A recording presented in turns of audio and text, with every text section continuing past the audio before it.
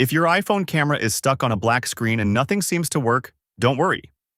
In this video, I'll show you how to fix iPhone camera stuck on black screen in simple steps.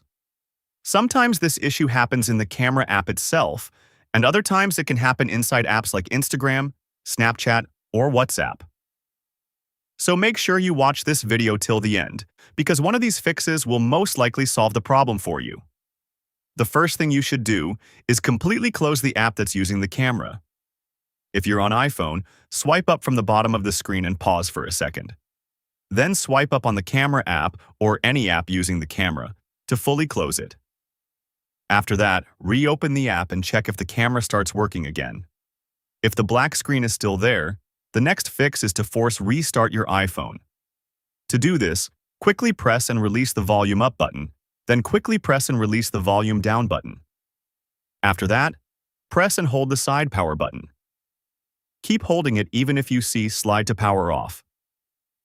Only release the button when the Apple logo appears on the screen. Once your iPhone turns back on, unlock it and test the camera again. In many cases, this refreshes the system and fixes the black screen issue. If it's still not working, then we need to check the camera permissions.